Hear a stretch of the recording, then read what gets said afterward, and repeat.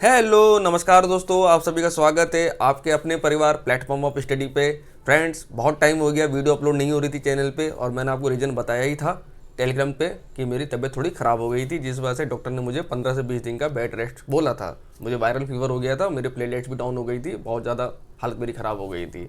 लेकिन आप लोगों के प्यार, आप लोगों के सहयोग और आप लोगों की दुआओं से अब मैं पूरी तरह ठीक हूँ। बहुत बहुत थैंक यू सो मच आप लोगों ने अपना प्यार बनाए रखने के लिए, हम पे भरोसा बनाए रखने के लिए। और बहुत सारे मेरे ईमेल भी आए हैं बहुत सारे सब्सक्राइबरों के, जिन्होंने गेट वेल सुन के, तो उनको लिए बहुत बहुत थैंक यू सो मच। आप लोग मेरे बारे में सोचते हैं। तो अब मेरी बारी आ गई है आप लोगों को उसका रिवॉर्ड देने की। रिवॉर्ड क्या है कि अब हम बैक टू बैक करेंगे प्रैक्टिस सेट। जितने हम प्रैक्टिस सेट लगाएंगे उतनी ज़्यादा हमारी बेटर तैयारी होगी, और एक से बढ़कर एक क्वेश्चन हम करेंगे। एक भी क्वेश्चन रिपीट नहीं होगा आपका, सब नए क्वेश्चन होंगे आप लोगों के लिए। और इनको बिल्कुल अपने नोट्स बना के चलते चलिएगा और मेरे साथ साथ सवालों सॉल्व करते चलिएगा। अब हम डेली करेंगे प्रैक्टिस सेट, और मैं कोशिश करूंगा कि डेली अब 2-3 वीडियो आपको डेली दूं, क्योंकि इधर जितने दिन का गैप हुआ है, हमारा जो लॉस हुआ है, उस लॉस की मैं भरपाई आपको कर सकूँ। ठीक है, तो फ्रेंड चलिए आज की वीडियो में शुरुआत करते हैं। थंबनेल देख ही रहेंगे। आज हमारा प्रैक्टिस सेट नंबर 1 है। प्रैक्टिस सेट का मतलब यह है कि इसमें हम सारे मिक्स क्वेश्चन अब हम करेंगे। पहले हम अलग अलग क्वेश्चन पढ़ रहे थे, कभी हम जीके पढ़ रहे थे, कभी हम मैथ पढ़ रहे थे, रीजनिंग पढ़ रहे थे, लेकिन अब ऐसा नहीं। अब हम एक ही वीडियो में सारे क्वेश्चन को हम प्रैक्टिस की तरह सॉल्व करेंगे, और सेपरेट वीडियो भी हम करेंगे। शाम में सो रहा हूँ कि दिन में मैं आपको प्रैक्टिस सेट कर रहा हूँ, और रात में आपको सेपरेट वीडियो दूँ। आप लोग मुझे बताइए ये प्लान कैसा रहेगा। जैसे दिन में हम 11 बजे जो क्लास होती है उसमें प्रैक्टिस सेट करें डेली एनएमडीसी का, और शाम के टाइम हम 7 या 8 बजे के करीब सेपरेट वीडियो करें, जैसे हम पहले देते थे। जैसे जी के जीएस के क्वेश्चन हो गए, रीजनिंग के क्वेश्चन हो गए, छत्तीसगढ़ के क्वेश्चन हो गए, मैथ के क्वेश्चन हो गए। और मैथ के क्वेश्चन की ज़्यादा डिमांड मेरे पास आ रही है, तो मैं सोच रहा हूँ मैथ की क्लास आपके रेगुलर चलाऊँ। मैथ की क्लास अब मैं सोच रहा हूँ रेगुलर आपके लिए चलाऊँ, क्योंकि मैथ में बहुत सारे बच्चों को प्रॉब्लम आ रही है, और बहुत सारे रिक्वेस्ट भी आई है कि सारा मैथ की अब एक सेपरेट वीडियो आप डेली दीजिए हमको, क्योंकि बहुत सारे बच्चों की मैथ कमजोर है, मुझे लग रहा है इसमें। ठीक है, तो देखता हूँ, प्लान करता हूँ मैं। फिलहाल अभी तो आज हम करेंगे प्रैक्टिस सेट, और अच्छी तैयारी करनी है तो ये प्रैक्टिस जरूर लगाइएगा। और पूर्णतः नए सिलेबस पर आधारित आपका जैसा सिलेबस दिया था एनएमडीसी ने, उसी बेस में मैंने क्वेश्चन सेट किए हैं। और चलिए आज की वीडियो में शुरुआत करते हैं। उससे पहले जो लोग मेरे चैनल फर्स्ट टाइम आए हैं, मेरे चैनल को सब्सक्राइब कर बेल आइकन दबा लीजिएगा, ताकि आपको ऐसी यूजफुल वीडियो की नोटिफिकेशन प्राप्त हो जाए। दूसरा, मेरा टेलीग्राम चैनल याद से ज्वाइन कर लेना, जिसका लिंक मेरे वीडियो डिस्क्रिप्शन बॉक्स में दे रखा है, क्योंकि टेलीग्राम चैनल पर डेली जीके जीएस के क्वेश्चन प्रोवाइड कराता हूँ, और जो वीडियो के पीडीएफ होती हैं वो भी आपको टेलीग्राम चैनल पे ही प्रोवाइड कराता हूँ मैं। ठीक है, और पिछली वीडियो जो पीडीएफ नहीं मिली है आपको 102 दिन के अंदर आपको सारी वीडियो की पीडीएफ आपको मिल जाएगी। ठीक है ना, उसके लिए आप निश्चिंत रहिए, पीडीएफ आपको जरूर मिलेगी जिनकी नहीं दी गई है। ठीक है, तो चलिए आज के सेशन की शुरुआत करते हैं। Radhe Radhe, good morning. और हाँ, कोरोना काल में अपने घर में रहिए और अपनी पढ़ाई पे ध्यान दीजिए। ठीक है ना, तो फ्रेंड्स पहला क्वेश्चन है, महाबोधि मंदिर परिसर जो भगवान बुद्ध के जीवन से संबंधित 4 पवित्र स्थलों में से एक है, डैश में स्थित है। Very very important question friends, और इसके बारे में आपको डिटेल में इसका मैं पूरा डिटेल बताऊंगा। ये बहुत इंपॉर्टेंट क्वेश्चन है, काफ़ी बार एग्जाम में ये रिपीट क्वेश्चन हुआ है, समझ लीजिए। The Mahabodhi temple complex which is one of the 4 sacred sites related to the life of Lord Buddha is located in। तो फ्रेंड्स इस क्वेश्चन का जो राइट आंसर है वो है हमारा बिहार। तो महाबोधि जानते हैं बिहार में स्थित है आपका, तो इसका राइट आंसर हो जाएगा बिहार। अब ये तो हमारा, अब आपके क्वेश्चन में आप जो समझदार बच्चा को उसके दिमाग में तुरंत क्वेश्चन और आ जाएगा कि सर यहाँ तो आपने 4 की बात कर रहे हैं, 4 पवित्र स्थल, यहाँ तो एक पवित्र स्थल आपने बता दिया महाबोधि, 3 कौन से हैं? अब वो 3 कौन से, 3 भी तो आपको पता होना चाहिए। तो मैं बता रहा हूँ वो 3 कौन कौन से हैं। पहला है आपका लुम्बिनी। लुम्बिनी में जानते हैं इनका जन्म हुआ था, जो कि वर्तमान में नेपाल में स्थित है। दूसरा महाबोधि हो ही गया, और तीसरा होता है आपका सारनाथ। सारनाथ क्यों फेमस है? क्योंकि इन्होंने अपना पहला उपदेश वहां पे दिया था। और तीसरा जो है, जो रह रहा कुशीनगर, ये इनके जीवन संबंधित है। कुशीनगर जो कि यूपी में है, यहाँ पे इन्होंने अपना, इनका महापरिनिर्वाण हुआ था, यहाँ पे इन्होंने अपना देह त्याग दिया था। तो ये 4 इनके पवित्र स्थल हैं। कौन कौन से? लुम्बिनी, सारनाथ, कुशीनगर और महाबोधि। ये आपको याद रखना है, बुद्धा के बारे में ये बहुत इंपॉर्टेंट क्वेश्चन है और ये आपको याद रखना है। ठीक है ना। अगला क्वेश्चन है, विक्रम साराभाई अंतरिक्ष केंद्र कहाँ स्थित है? Where is Vikram Sarabhai space centre located?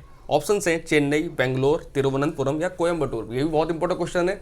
ISRO तो आप सबको पता होगा, इसरो का जो मुख्यालय है वो तो बेंगलोर में स्थित है, तो उसका बेंगलोर तो इसका आंसर नहीं होगा इसरो का। तो लेकिन हमसे पूछा क्या है, विक्रम साराभाई, तो इसका जो मुख्यालय है वो केरल के तिरुवनंतपुरम में है।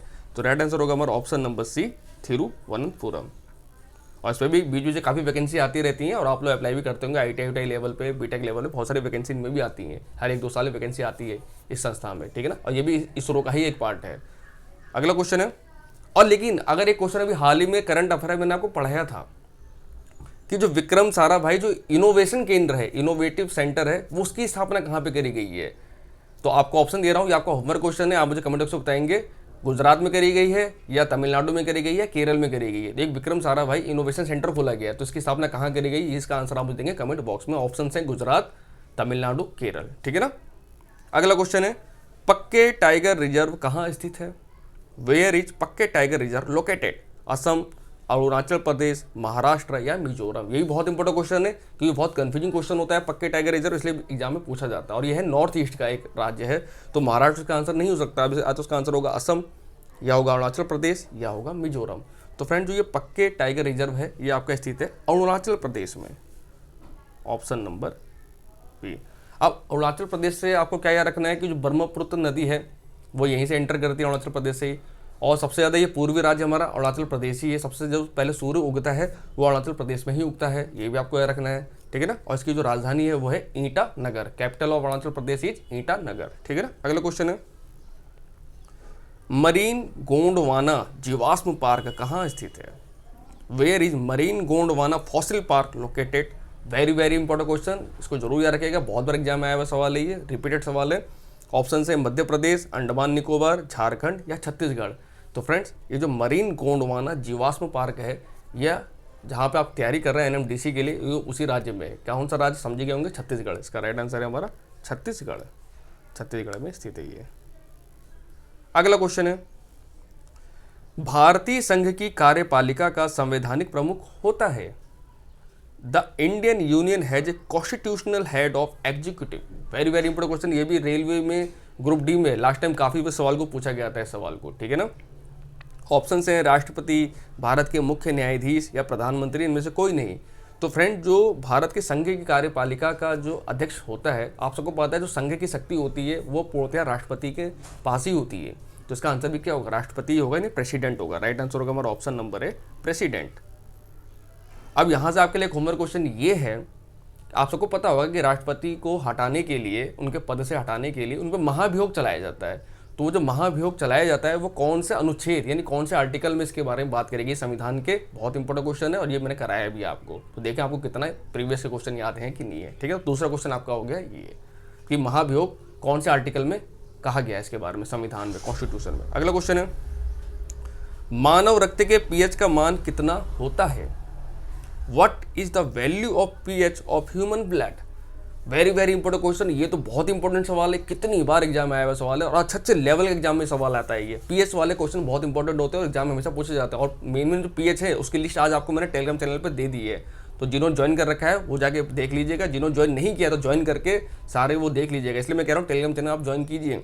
और ये पीएच से रिलेटेड क्वेश्चन मैंने आज ही आपको प्रोवाइड कराए हैं, सुबह अभी प्रोवाइड कराए हैं मैंने मॉर्निंग में ही आपको 8 बजे करीब, ठीक है ना। तो ये बहुत इंपॉर्टेंट टॉपिक आपका पीएच साइंस है और उससे क्वेश्चन डायरेक्ट पूछ लिए जाते हैं आपसे, ठीक है ना। तो जो भी इंपॉर्टेंट पीएच वाले हैं सब मैंने आपको प्रोवाइड करा दिया है। अब मुझसे शिकायत मत करना कि सर आपने मुझे प्रोवाइड नहीं कराया है, ठीक है ना। तो उसका राइट आंसर है वो है 7.4। ये आपको याद रखना, एग्जैक्ट वैल्यू है 7.4।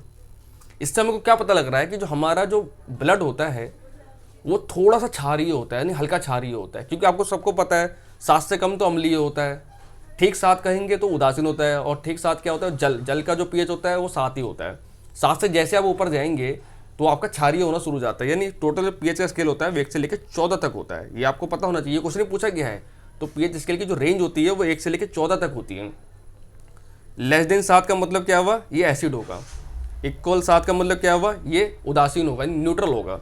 और ग्रेटर देन 7 का मतलब क्या हुआ, ये बेस होगा, बेसिक होगा, यानी क्षारीय होगा, ठीक है ना। तो 7.4 यानी हल्का सा हमारा क्षारीय, अम्लीय ना होगा, हल्का सा हमारा ब्लड क्षारीय होता है, ठीक है ना।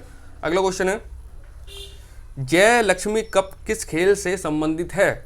जय Lakshmi cup is related to which sport. तो स्पोर्ट्स से क्वेश्चन पूछे जाते हैं एग्जाम में और इंपॉर्टेंट होते हैं हमेशा। कप वगैरह होगा, ट्रॉफी वगैरह हो गई, ठीक है ना। कौन सा प्लेयर किससे संबंधित है, तो इसमें मैं डेली क्वेश्चन आपको हर प्रैक्टिस सेट में कराऊंगा और उससे पहले ही मैंने आपको बहुत सारे कराए हैं। तो फ्रेंड, जो जय लक्ष्मी कप है बहुत ही फेमस कप है भारत का और ये संबंधित है टेबल टेनिस से। तो राइट आंसर होगा हमारा option number D, table tennis, ठीक है ना। अगला क्वेश्चन है, विश्व प्रेस स्वतंत्रता दिवस हर वर्ष मनाया जाता है। World press freedom day is celebrated every year. बहुत इंपॉर्टेंट सवाल है, ये भी इंपॉर्टेंट डेट से भी क्वेश्चन आ जाते हैं। तो फ्रेंड, जो ये वर्ल्ड प्रेस फ्रीडम डे है, ये एवरी ईयर 3 मई को सेलिब्रेट किया जाता है। तो राइट आंसर होगा हमारा 3 मई। अगला क्वेश्चन है, पृथ्वी और सूर्य के मध्य अधिकतम दूरी किस तिथि को होती है? On which date is the maximum distance between the earth and the sun? Very very important question, geography का बहुत इंपॉर्टेंट सवाल है, इसको भी आपको याद रखना है। एक अधिकतम दूरी पूछता है, एक न्यूनतम दूरी पूछता है आपसे। इससे यहाँ से 2 सवाल आपके बनते हैं, एक होता है पेरीहीलियम, एक होता है एपीहीलियम। तो फ्रेंड, जो मैक्सिमम डिस्टेंस होता है अर्थ और सन के बीच में, वो तो होता है आपका 4 जुलाई को, यानी अभी मई चल रहा है, जून जुलाई अभी 1.5 महीने बाद आएगा, ठीक है ना। तो उसका राइट आंसर तो क्या 4 जुलाई। और अगर आपसे पूछ ले मिनिमम डिस्टेंस, यानी मध्य इनकी दूरी कब कम होती है, यानी आप पास पास कब होते हैं, तो आपको आंसर रखना 4 डेट सेम है, बस मंथ चेंज हो जाएगा आपका। जनवरी, 4 जनवरी को इनके बीच में दूरी क्या होती है, कम से कम होती है। और 4 जुलाई को, यानी ठीक 6 महीने बाद, 7वें महीने में आपकी दूरी सबसे ज़्यादा हो जाती है 4 जुलाई को। तो ये आपको याद रखना, डेट सेम है, बस मंथ का अंतर है। मिनिमम जनवरी, मैक्सिमम जुलाई, बस आपको ऐसे याद रखना है। 4 तो याद है ही, वो 4 तो कॉमन है आपका, ठीक है ना।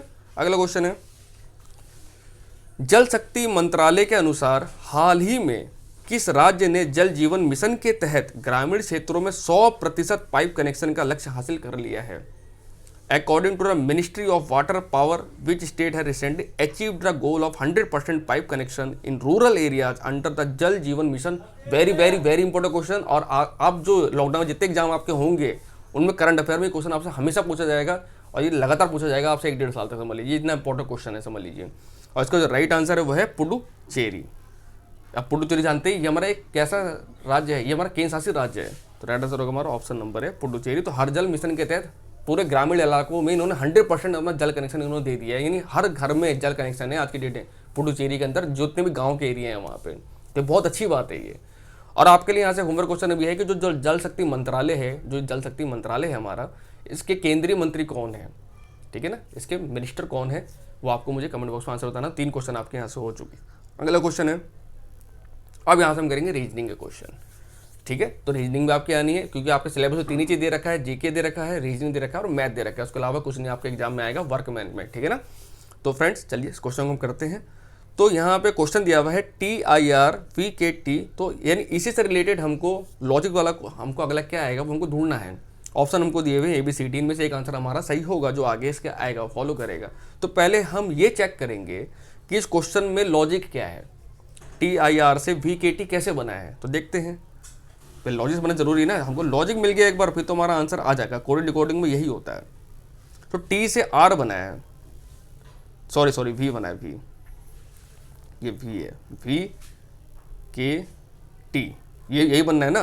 तो T से V कैसे बनेगा, STUV, यानी +2 हो रहा है, IJK +2 हो रहा है, RST +2 हो रहा है। यानी हमको वो वाला क्वेश्चन ढूंढना है, वो वाला ऑप्शन ढूंढना है जिसमें +2 की सीरीज हमारी चल रही हो, यही हमारा आगे इसका आंसर होगा। तो चलिए ढूंढते हैं अब। तो पहले हम ऐसे क्वेश्चन जब भी हो तो हमेशा ऑप्शन नीचे से चेक करिए करिए, क्योंकि अक्सर इस टाइप के सवालों में ज़्यादातर ऑप्शन C और D ही सही होते हैं। अक्सर मैं देखे इन एग्जामों में मैक्सिमम इसके आंसर C और D ही सही होते हैं, ये भी बहुत कमी होते हैं। तो हम D से शुरू करते हैं। तो D हम देखते हैं क्या लॉजिक दिया हुआ है, LODNMF,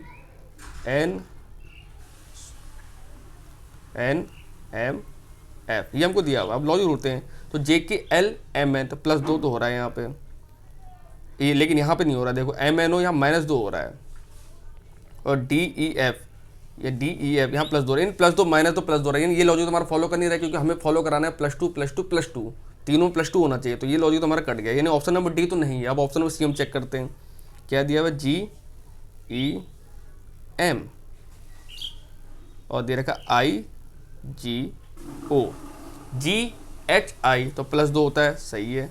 EFG +2 होता है, बिल्कुल सही है। MNO +2 होता है, बिल्कुल सही है। यानी यही हमारा आंसर सही होगा, क्योंकि इसी ऑप्शन में +2 फॉलो कर रहा है और ऑप्शन में +2 फॉलो नहीं करेगा। तो राइट आंसर हमारा क्या हो गया, ऑप्शन नंबर C। यानी इसका आगे जो आएगा वो आप आएगा GEM IGO, जो इसी को फॉलो कर रहा है +2 को, ठीक है ना। तो फ्रेंड्स, इस टाइप के सवाल अब आप कर सकते हैं, मैं आपसे आसानी करता हूँ। और फ्रेंड्स, अगर वीडियो अच्छा लगे तो लाइक से जरूर कीजिएगा, ठीक है। सपोर्ट अपना बनाए रखिएगा, मुझे फिर से आपके सपोर्ट की ज़रूरत है। अपना प्यार बनाए रखिएगा, भरोसा बनाए रखिएगा, और पक्का आपसे एग्जाम मुझे क्रैक कराना है, क्योंकि मुझे अपने चैनल से बेस्ट रिजल्ट देना है और ज़्यादा सिलेक्शन कराने हैं। सिलेक्शन तो फिलहाल उन्हीं बच्चों का ही होगा जो मेहनत करेंगे, मैं भी कुछ नहीं कर सकता हूँ, मैं तो सिर्फ एक माँ का मार्गदर्शक हूँ, गाइडेंस करने के लिए मैं हूँ। बाकी नौकरी लेना ना लेना वो आपके हाथ में ही है। अगर आप नौकरी करना चाहते हैं, रियल में सरकारी दामाद बनना चाहते हैं, आप देख ही रहे हैं कोरोना काल है, प्राइवेट नौकरी वालों क्या हाल हो रहा है, सबकी नौकरी जा चुकी है। लेकिन सरकारी नौकरी वाले देखो मजे सरकारी नौकरी कर रहे हैं, घर बैठे हुए फ्री की तनख्वाह पा रहे हैं। तो आप ये सोच लीजिए, अब आपके लिए मोटिवेशन हो सकता है कि यार क्यों ना हम भी अच्छी एक जॉब करें, ठीक है। तो अब आपके हाथ में ही है। अगला क्वेश्चन है सीरीज का, और सीरीज से क्वेश्चन पक्का आपको एग्जाम में पक्का देखने को मिलेगा, देखना आप लिख के ले लीजिए मेरे से, क्योंकि ये बहुत इंपॉर्टेंट चीज़ है सीरीज। तो देखते हैं इसमें क्या है, 6, 7, 16, 51, 208। तो अगला हमारा क्या आएगा सीरीज में। तो चलिए फटाफट सॉल्व करते हैं। कैसे करेंगे, अब हमें लॉजिक ढूंढना पड़ेगा। पहले लॉजिक चल के रहा है, हम लॉजिक ढूंढते हैं। 6 × 6 + 1 = 7, अगर लॉजिक चल रहा है तो। फिर 7 × 2 + 2, 7 दूनी 14, 2 16। फिर हम चेक करते हैं 16 × 3 + 3 है, जिससे गुणा करना है उसी को ऐड करना है। 16 × 3 = 48, 3 = 51। यानी हमारा लॉजिक कहने का सही चल लग रहा है मेरे को।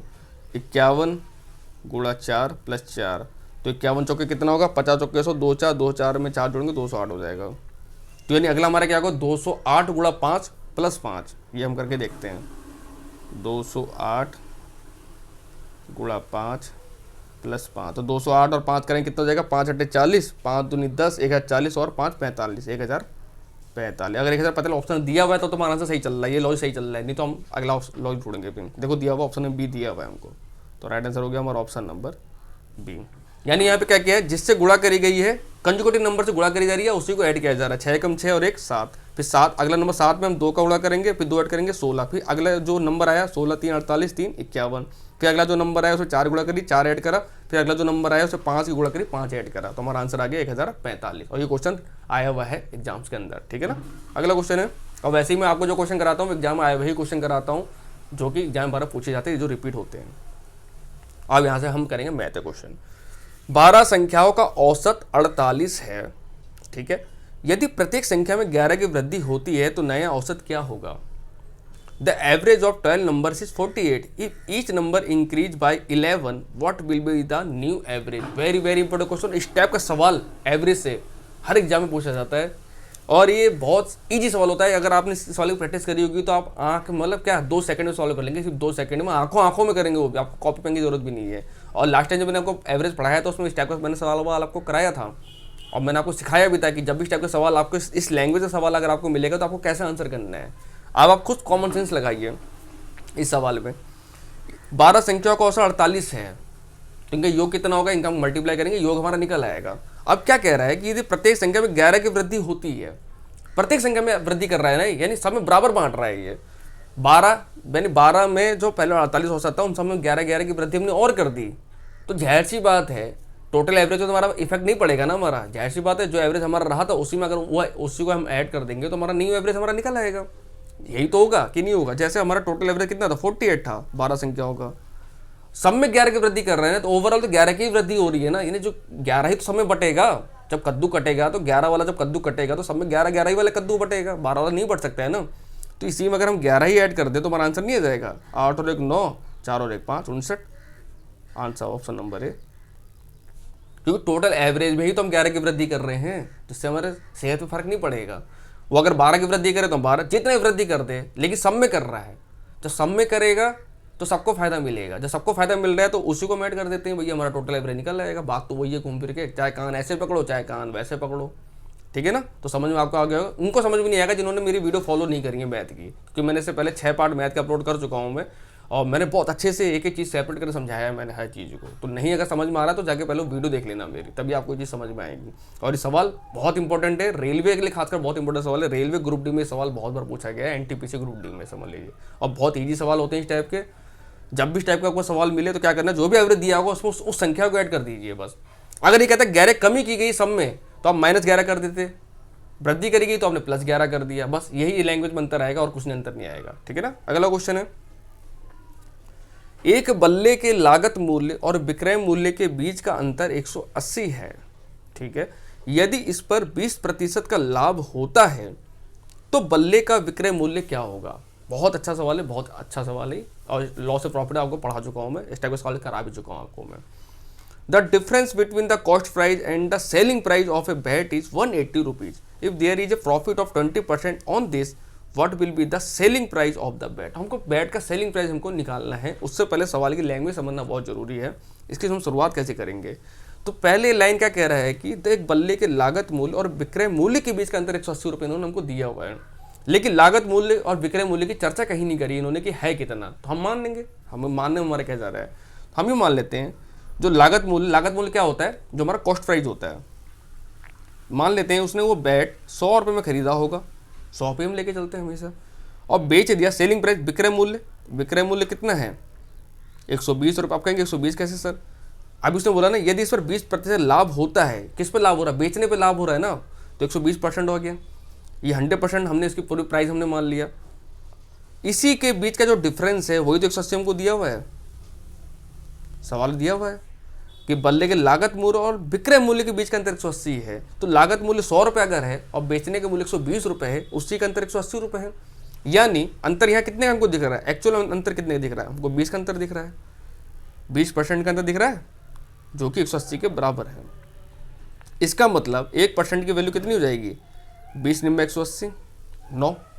हमसे पूछा क्या है, हमसे पूछा है, अब हमारा अब तो सॉल्व हो गया, अब तो कुछ है नहीं सवाल में।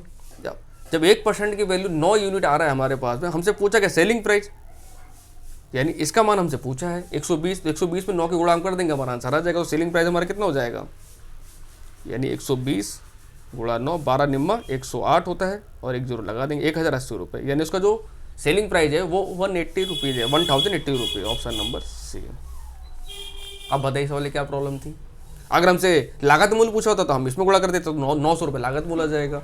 और इस सवाल कहने का हमारा सही है, तो हम चेक कर लेते हैं, क्योंकि लागत मूल्य 900 रुपये अगर आएगा और 20% का लाभ कमा रहा है, तो 120% निकाल देंगे हम इसका, अपॉन 100 कर देंगे, 0 0 काट दो, 0 0 काट दो, 12 निम्मा 108, 1080 रुपये का है, तो सेलिंग प्राइस आ रहा है। इसका मतलब ये आंसर हमारा सही है। यानी अगर कॉस्ट प्राइस पूछता, लागत मूल्य पूछता तो आंसर आप लगाते 900, और लेकिन हमसे पूछा है सेलिंग प्राइस हो गया हमारा ऑप्शन नंबर सी 1080। तो आई होप आप लोगों को समझ में आ गया होगा, ठीक है ना। अगला क्वेश्चन है और लास्ट क्वेश्चन है इस वीडियो का, ठीक है ना। जब संख्या, और उसके बाद हम एक होमवर्क क्वेश्चन भी देंगे आपको, जब संख्या ए का 50% बी में जोड़ दिया जाता है तो दूसरी संख्या बी 125% तक बढ़ जाती है, तो संख्या ए व बी का अनुपात ज्ञात करें। When 50% of the number A is added to B, the second number B increases to 125%. Then find the ratio of the numbers A and B. तो फ्रेंड आजकल परसेंटेज में इजी सवाल अब नहीं पूछे जाते, आपसे ऐसे लैंग्वेज वाले सवाल पूछे जाते हैं। आज के जो सवालों का जो ट्रेंडिंग चल रहा है, क्योंकि मैंने क्या कहा था आपको, नए सिलेबस पे क्वेश्चन कराऊंगा, क्योंकि इस टाइप के सवाल आपके हर एग्जाम में काम आ जाएंगे। अब अगर आप एसएससी लेवल की तैयारी कर रहे हैं तो एसएससी लेवल में ऐसे सवाल पूछे जाते हैं। अब वो जमाना चला गया कि 100 का 50% कितना होता है, 180 का 30% कितना होता है, वो तो बच्चा कर लेगा, वो आप भी कर लोगे, चुटकियों में कर लोगे। अब थोड़ा अच्छे लेवल के सवाल पूछे जाते हैं एग्जाम्स के अंदर, ठीक है ना। वो जमाना चला गया जब आप RS अग्रवाल पढ़ लेते थे, वो सब पढ़ लेते थे तो पास हो जाते थे। अब वो वहाँ से क्वेश्चन अब नहीं आते हैं, वहाँ वो पढ़ना ही मत, क्योंकि वो पढ़ सकते हो बेसिक कॉन्सेप्ट के लिए खाली आप। लेकिन आजकल के एग्जाम में बहुत अच्छे लेवल के सवाल पूछे जाते हैं, तो अच्छे लेवल की तैयारी भी तो करना जरूरी है ना। जब आप इस टाइप के सवाल करे रहेंगे तभी तो एग्जाम में आप कर पाएंगे, इसलिए प्रैक्टिस में आपको अच्छे सवाल की करा रहा हूँ मैं, ठीक है ना।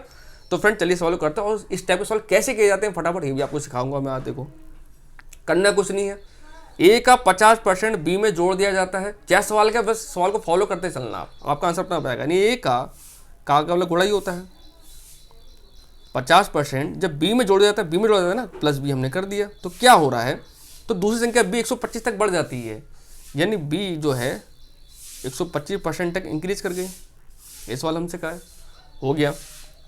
50% का मतलब क्या हुआ, 0.50 ए। अब कहेंगे 0.50 कैसे आएगा, अच्छा परसेंटेज लेंगे बट्टे 100 करेंगे, 100 से जब ऊपर काटेंगे तो क्या आएगा, 0.50 ही तो आ जाएगा, भाग करेंगे जब, ये तो बी का बी ही रहेगा, और ये क्या हो जाएगा 1.25 बी। और 1.25 कैसे हुआ, 125 बट्टे 100 करेंगे तो 2 जीरो बाद दशमलव लगाएंगे तो 1.25 आएगा। नहीं, परसेंटेज का चक्कर हमारा कट गया। अब हमारी पूर्ण वैल्यू हमारे पास आ गई है 0.50 ए प्लस बी बराबर 1.25 बी, ठीक है। अब ए को एक तरफ कर लो, बी को एक तरफ कर लो, ये हम करते हैं।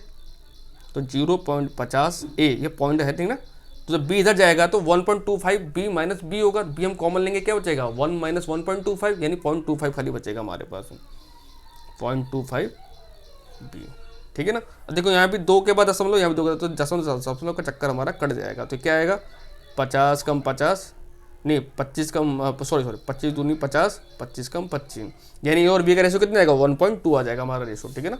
तो यानी मैं चलो यहाँ करके दिखाता हूँ। तो क्या है हमारे पास आया था 0.50 ए बराबर 0.25 बी। अब देखिए यहाँ भी पॉइंट के बाद 2 अंक हैं पॉइंट, तो पॉइंट का चक्कर तो हमारा खत्म हो जाएगा। तो ए बट्टे बी हमसे पूछा है, ए और बी का रेशो क्या हो जाएगा, ये हो जाएगा 25 बट्टे 50, तो काटें क्या आएगा 25 का 25, 25 दूनी 50, यानी कितना आ गया, ए की वैल्यू 1 आ रही, बी की वैल्यू 2 नहीं, टोटल रेशो कितना आ गया, ए और बी का रेशो जो आ गया वो 1.2 आ गया। यही सवाल हमको कहा था, तो ऑप्शन नंबर सी हमको दिया हुआ है 1.2, राइट आंसर हो गया ऑप्शन नंबर सी। तो फ्रेंड्स आई होप आप लोगों को मजा आएगा वीडियो करने में, ठीक है ना। तो चलिए आप आपका होमवर्क क्वेश्चन देख लेते हैं। आपका होमवर्क क्वेश्चन आपके लिए है, ये क्वेश्चन सब पढ़ाए हुए हैं, वही आपको होमवर्क क्वेश्चन देता हूं मैं। क्वेश्चन है आपका, रॉकेट का ऊपर जाना किस सिद्धांत पर कार्य करता है। Very very important question, science का, जनरल साइंस का बहुत इंपॉर्टेंट सवाल है, एग्जाम में काफी बार आया हुआ है। तो on what principle does a rocket move up, ऊर्जा संरक्षण, संवेग संरक्षण, द्रव्यमान संरक्षण, इनमें से कोई नहीं। तो इसका आंसर भी आप मुझे कमेंट बॉक्स में देंगे। इससे पहले मैंने जो और क्वेश्चन आपसे पूछे उनका जवाब आप मुझे कमेंट बॉक्स में देंगे। तो फ्रेंड्स आज के सेशन को हम यहीं समाप्त करते हैं, और डेली प्रैक्टिस सेटअप हम करेंगे, ऐसे ही 15-15 क्वेश्चन डेली प्रैक्टिस सेट करेंगे ताकि आपकी तैयारी बेटर से बेटर हो सके, ठीक है ना। तो चलिए, thank you so much, have a nice day, अपना ख्याल रखिए, पढ़ाई पढ़िए, मेहनत कीजिए।